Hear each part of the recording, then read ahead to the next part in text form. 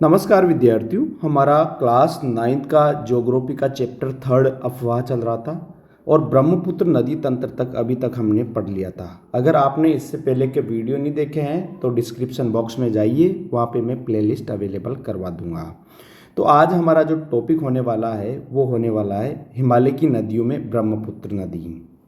तो देखिए, जो ब्रह्मपुत्र नदी है उसका उद्गम जो होता है वो होता है चेमायुंगडुंग हिमनद से होता है, जो कहाँ पे स्थित है, मानसरोवर झील के पास स्थित है। ठीक है, मानसरोवर झील के पास ही स्थित है और यहाँ से ये नदी निकलती है चेमायुंगडुंग हिमनद से। कहाँ, कौन सा हिमनद? चेमायुंगडुंग हिमनद से।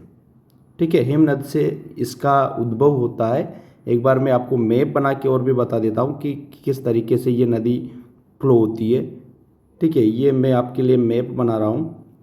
ठीक है, और इसके बाद देखते हैं अपन किस तरीके से ये जो नदी है ये फ्लो हो रही है। ये हमारा भारत का मैप हो गया।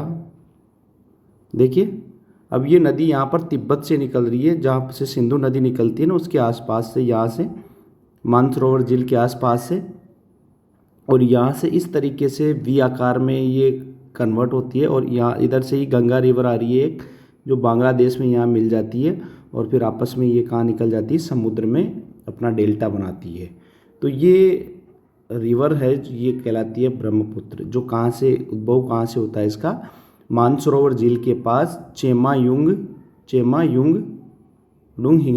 हिमनद से। ठीक है, आगे ही बात समझ में आपको।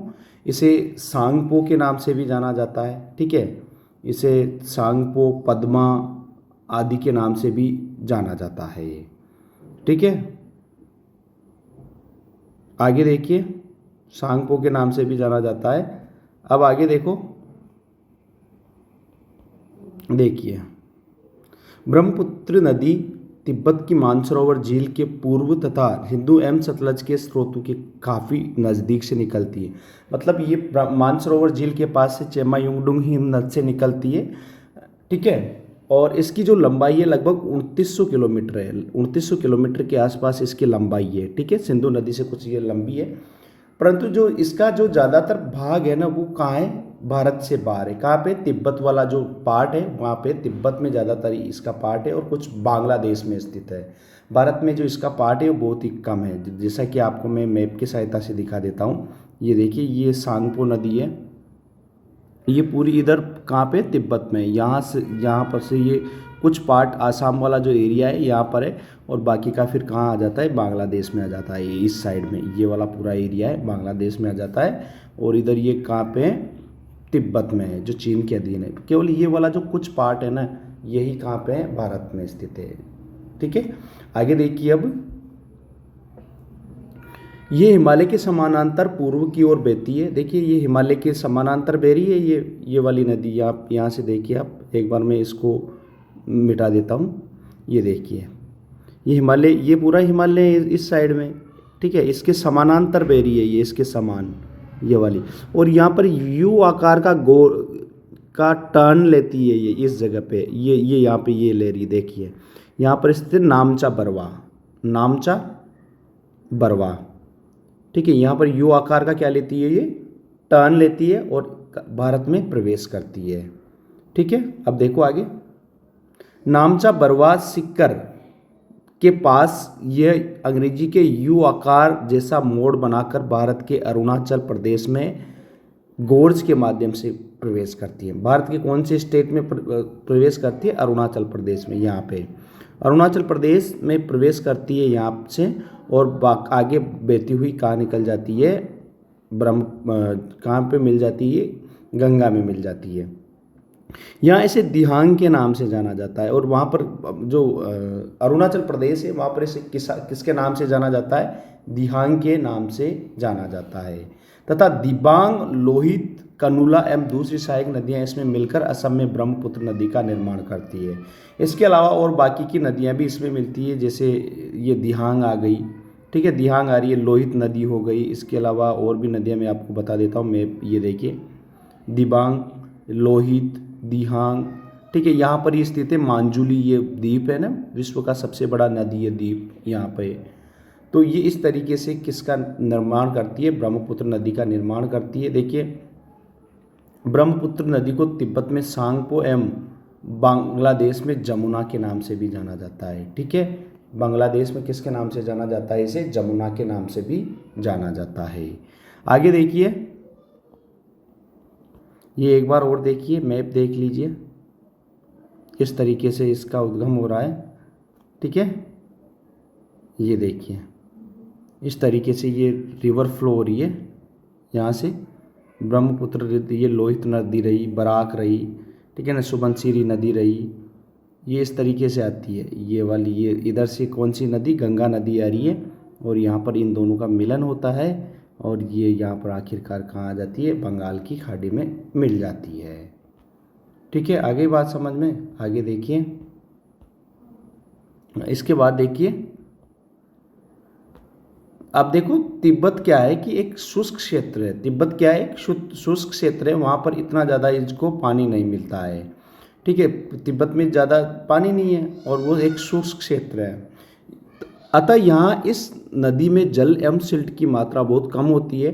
भारत में ये उच्च वर्षा वाले क्षेत्रों से गुजरती है। देखो, तिब्बत वाले जो एरिया है यहाँ पर इतनी बारिश नहीं होती, लेकिन जैसे ही ये भारत में इंटर करती है, तो आपने देखा होगा कि आसाम वाला एरिया है, अरुणाचल प्रदेश वाला जो एरिया है, बाकी की जो नदियाँ मणिपुर वाले एरिया से भी जो नदियाँ आती है वो इसमें मिलती है।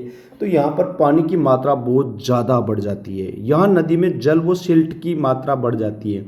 सिल्ट मतलब मिट्टी, कंकड़, पत्थर वगैरह की मात्रा यहाँ पर बहुत ज़्यादा बढ़ जाती है।